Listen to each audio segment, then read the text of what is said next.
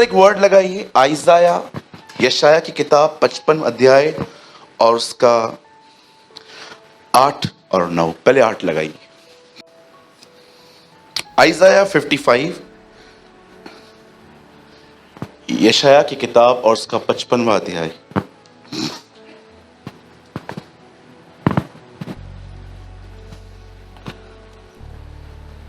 Okay, जब तक projector पे आ जाए मैं आपके लिए पढ़ लेता हूं 8वां वचन। क्योंकि यहोवा कहता है, मेरे विचार और तुम्हारे विचार एक समान नहीं हैं, और न तुम्हारी गति और मेरी गति एक सी है। यहां देखिए, गति का मतलब होता है चलन, स्पीड। ओके, परमेश्वर इस वचन में कहता है कि आपके और मेरे ख्यालों के बीच में थोड़ा सा डिस्टेंस है, और आपके रास्ते और मेरे रास्तों में चलने में भी डिस्टेंस है। अब ये डिस्टेंस देखो कितना है। नेक्स्ट वर्ड, क्योंकि मेरी और तुम्हारी गति और मेरे और तुम्हारे सोच विचार में आकाश और पृथ्वी का अंतर। See the distance. जितना आकाश और स्वर्ग, इस बीच में फासला है। अगर आपको नहीं पता कितना फासला है तो मैं आपको एक गुजारिश करता हूं, ऊपर जाइए और छलांग लगाइए, तो आपको पता चल ही जाएगा कि कितना डिस्टेंस है। उसके बाद लिखा गया है आकाश और पृथ्वी का अंतर है। आइए, मैं चाहता हूं आप बड़े ध्यान से अब सुने। यस, बस यही रेफरेंस है। ओके,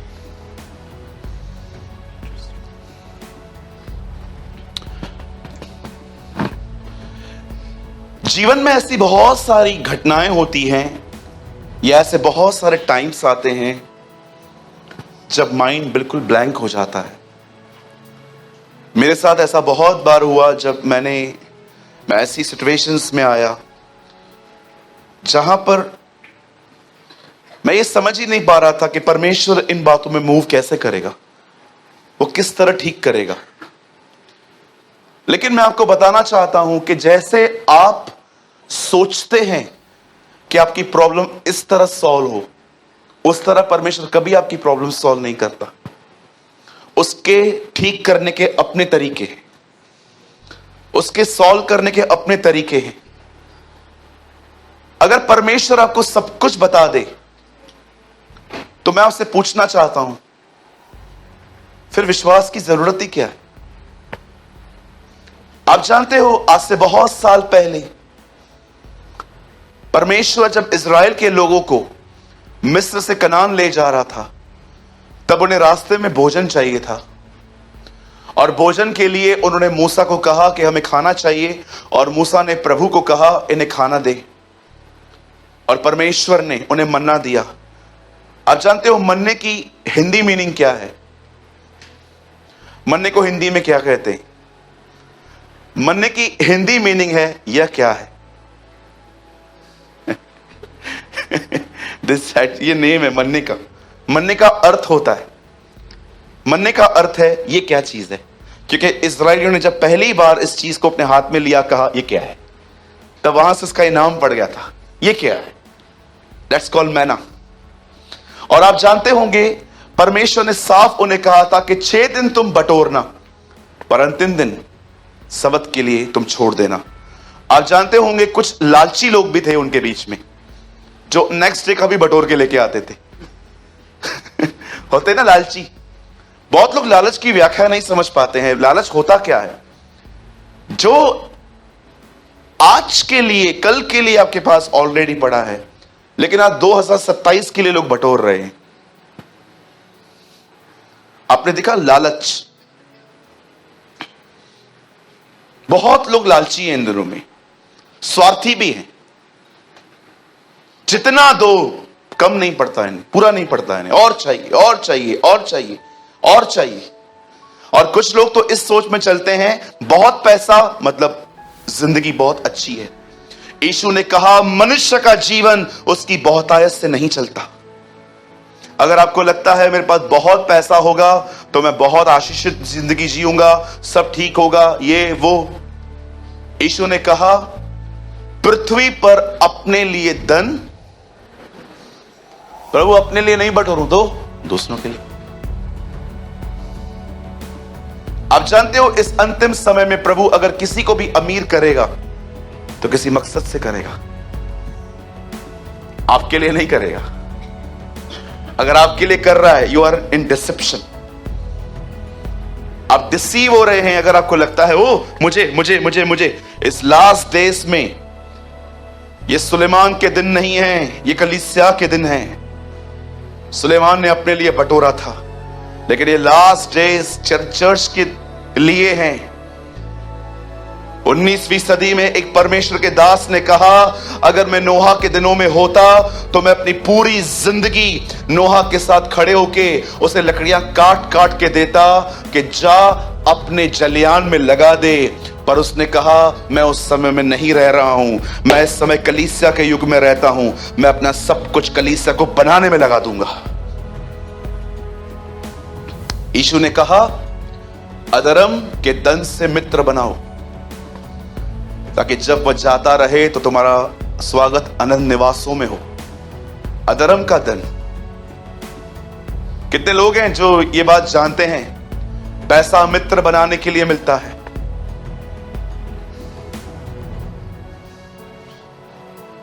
लालची लोगों को नींद भी आएगी अभी। ये सारी बातें ना कोई सुनना, पैसे देने नगाला है, पैसा देने की बात मत करो इधर।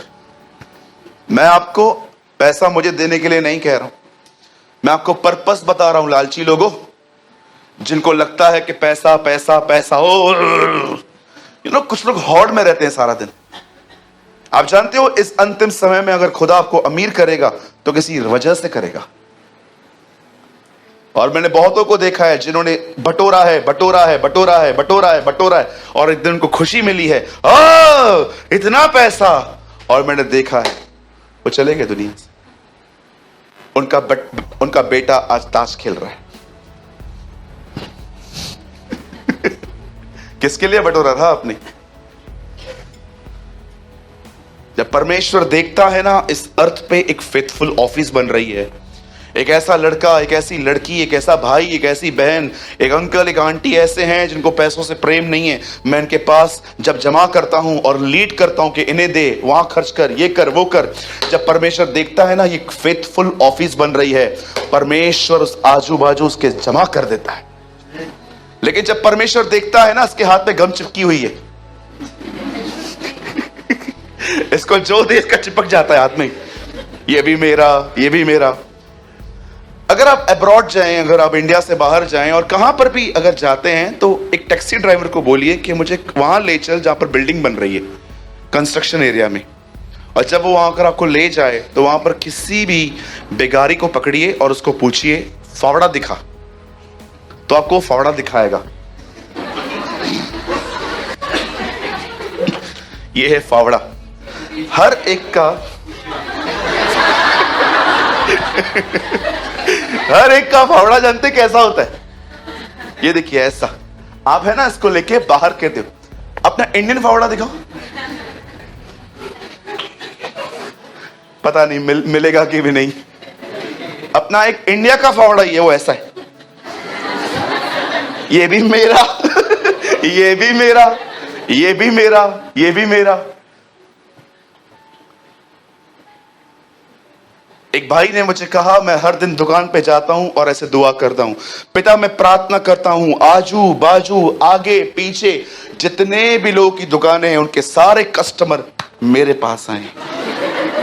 मैंने कहा बेशरम व्यक्ति, तुझे शर्म नहीं आती ऐसी दुआओं? ये अपना इंडियन फावड़ा, सब मेरा, ये भी मेरा, ये भी मेरा, ये भी मेरा, ये भी मेरा। दूसरे की बीवी मेरी, उसका पति मेरा। हाँ करते ना, हटा दे, मुझे हंसी आ रही है।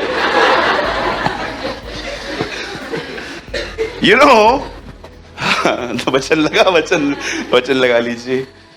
ये कैसे फावड़े हैं हमारे पास, सब मेरा, सब मेरा, सब मेरा, सब मेरा। लिखना नहीं आता, कॉपियां फ्री में मिले फिर भी लेते हैं।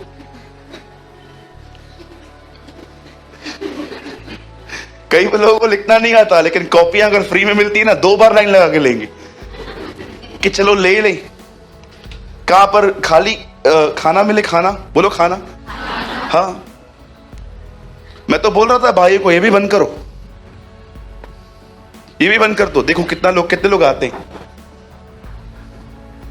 हम लोग लास्ट में रखते हैं ना थोड़ा बहुत ब्रेकफास्ट। मैं भाइयों को बोल रहा था ये भी बंद करो।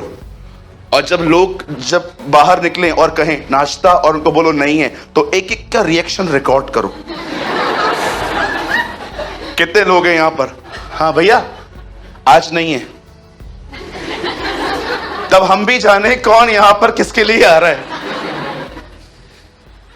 मैंने बहुत बार देखा है जब कलीसिया के अंदर खाने का, हमारे यहां तो होता ही नहीं है, हम कभी खिलाते ही नहीं है, आपको पता है, हम तो निकालते हैं। लिसन कई लोगों को मैंने देखा है जब कलीसिया के अंदर खाना रहता है, खाना पहले अकेले अकेले आते हैं, लेकिन जिस दिन खाने का ऑर्डर हो, मैं और मेरा घराना, घराने के साथ आएंगे। वो छोटे छोटे बच्चे, वो लॉलीपॉप चूसने वाले, वो भी आएंगे। मम्मी ले आइए, चल चल तू भी थाली ले लेना, नहीं खाना मेरे को देना। हर चीज का लालच। बोलो बाजू लिखो, लालच मत करो। जो खुदा ने दिया है उसमें खुश रहो,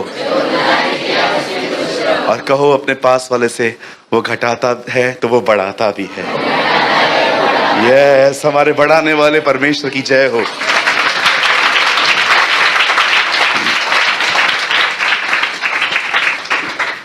कई बार हमें लगता है कि परमेश्वर हमारे प्रॉब्लम्स को हमारे तरह सॉल्व करेगा जैसे हम चाहते हैं, लेकिन मैं आपको समझाना चाहता हूं, अगर परमेश्वर आपको सब कुछ दिखा दे तो क्या फायदा। इज़राइल के लोगों ने उसको कहा हमें खाना चाहिए, और मूसा ने कहा इन्हें रोटी दे, और कलाम पाक में लिखा गया है जब वो खाना गिरा उन्होंने खाया। और आप जानते हो कुछ प्रभु ने लास्ट दिन के लिए कहा था, इस दिन के लिए मत लेना, और उन्होंने बटोर लिया। चलो मैं आपसे पूछता हूं अब एक सवाल, वो बटोरा हुआ खाना आपने देखा अगले दिन सड़ गया? कभी आपने सोचा है मेरे जिंदगी से सड़ने की बदबू क्यों आती है? अगर कभी भी आपकी जिंदगी से सड़ने की बदबू आए तो उसका कारण है आप आज में नहीं कल में जी रहे हो। That is the reason. जब भी आप देखो ना कि आपकी लाइफ में स्ट्रेस है, परेशानियां आपके ऊपर रूल कर रही हैं, द प्रॉब्लम इज आप आज में नहीं आप कल में जी रहे हो। वो जिंदगियां सड़ जाती हैं जो आज के लिए नहीं कल के लिए जी रही हैं। कल क्या देखेंगे, कल क्या होगा, कल क्या होगा, कल क्या होगा, कल क्या होगा। भाई तू कल भी आज के लिए बोल रहा था। आज पैसा है खाने के लिए, हाँ है। लाइट चल रही है, हाँ है। शॉवर था वॉशरूम में, अरे मस्त था। कल भी होगा, कल भी होगा। अब मैं चाहता हूं आप सब उस विषय को जिसको लेके आप बहुत सोचते हो सामने लेकर आओ।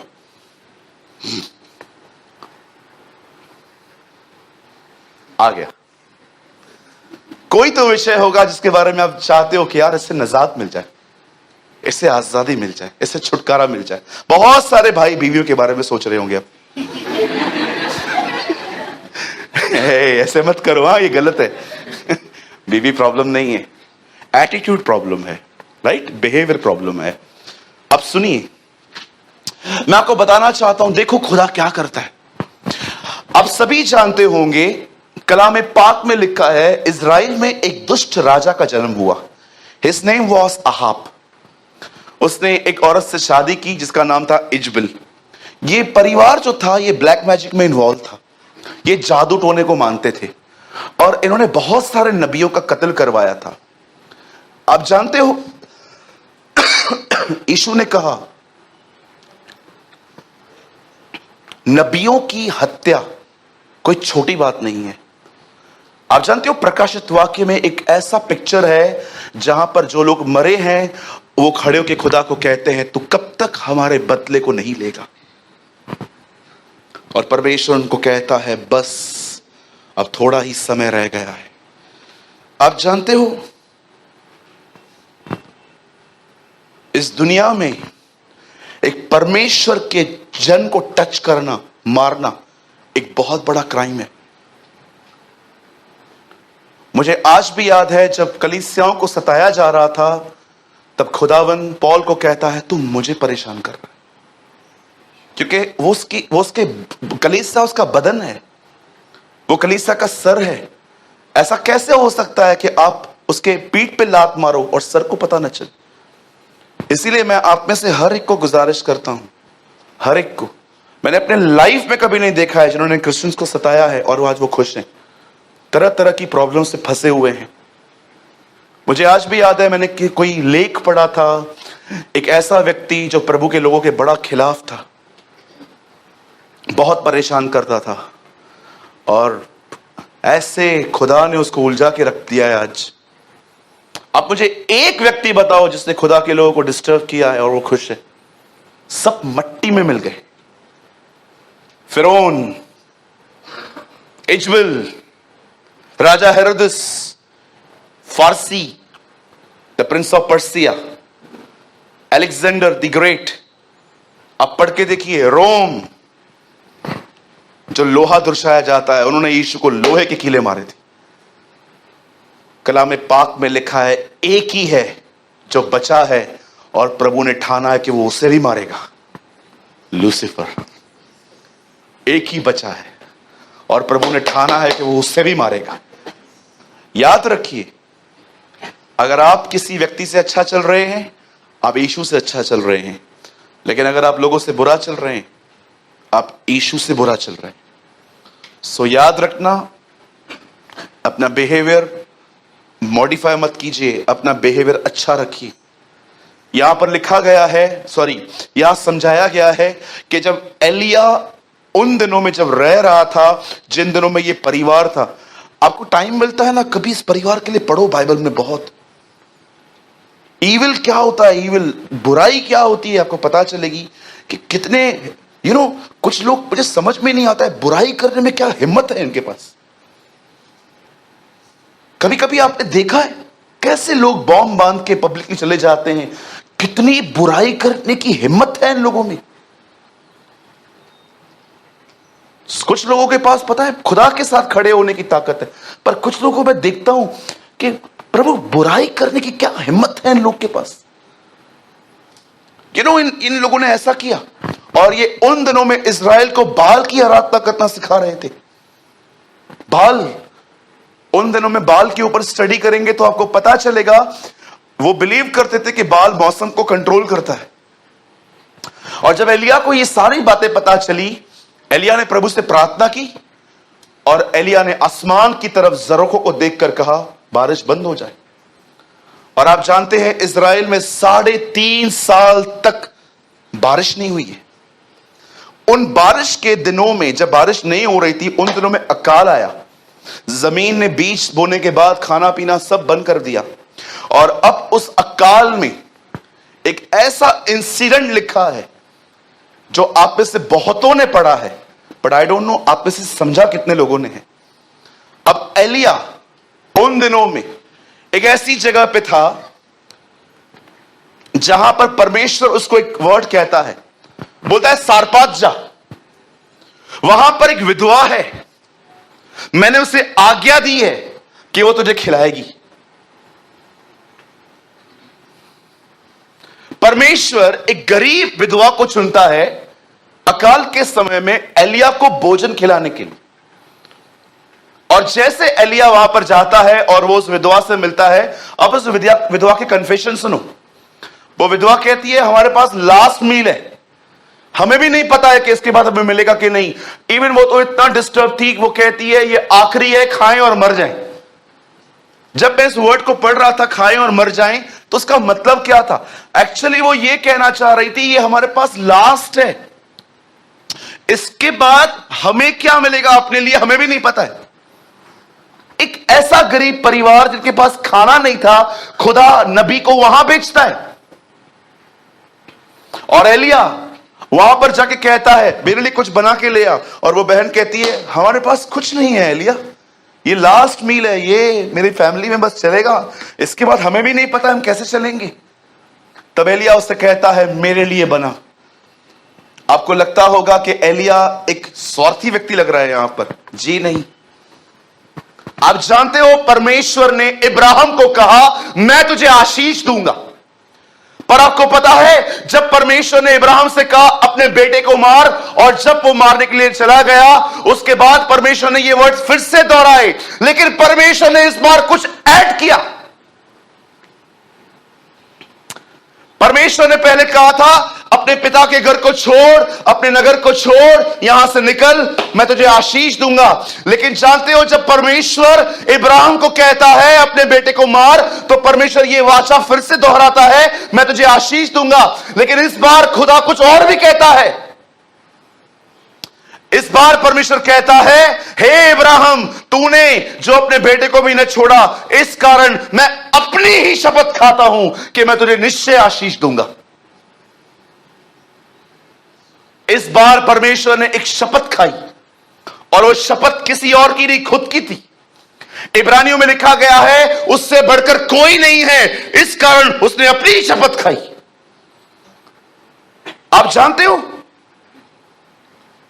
इसी का बेटा इसहाक, जब वो इब्राहिम के मरने के बाद जब वो वहां पर रह रहा था और जहां पर अकाल आया फिर से, तब वो सोच रहा था वो यहां से मूव कर दे, लेकिन खुदा ने कहा नहीं, तू कहां नहीं जाएगा, तू यहीं रहेगा। और परमेश्वर ने बंजर जमीन में उसे ब्लेस किया था। याद रखिए आज्ञा पालन सदैव आशीष ले आता है, सदैव। एक समय आता है जब परमेश्वर आपको विदाउट आपके किसी भी मैनर को देखकर आपको ब्लेस करता है। सब यही है? स्ट्रेट बैठिए।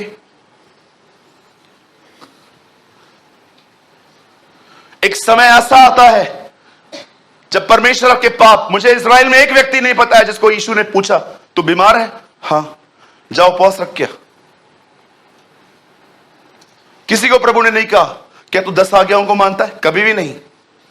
याद रखिए जीवन में एक समय ऐसा आएगा जब आपसे कुछ नहीं पूछा जाएगा, आप जो मांगोगे वो आपको मिल जाएगा।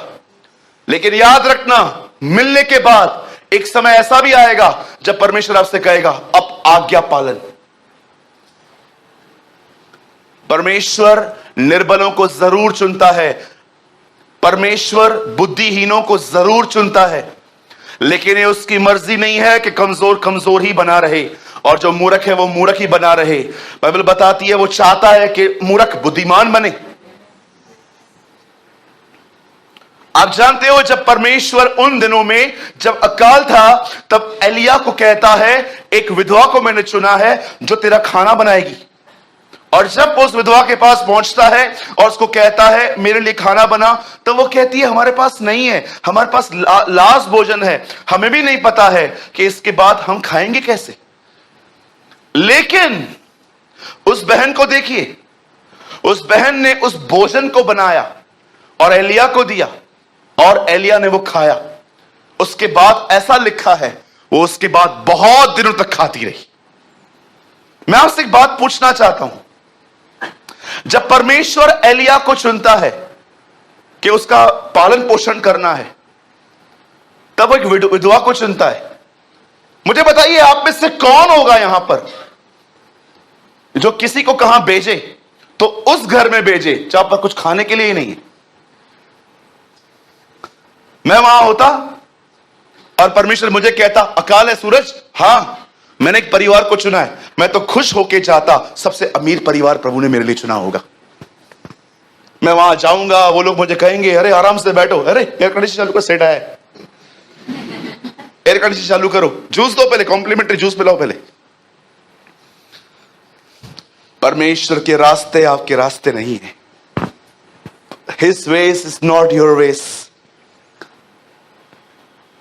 अगर परमेश्वर मुझे चुनता अकाल के दिनों में और कहता मैंने तेरे लिए एक मस्त फैमिली बनाई है, समझो मैं बॉम्बे में रहता हूं, वहां अकाल है और उल्लासनगर में खाना है थोड़ा बहुत, और प्रभु मुझे बोलता है जा उल्लासनगर, तेरे लिए एक परिवार को मैंने कहा है, मैं सोचता कोई उल्लासनगर के मेन गेट पे, वेलकम गेट पे आएगा और वहां की गाड़ी में बोलेगा आओ मेरे घर पे शिफ्ट हो जाओ।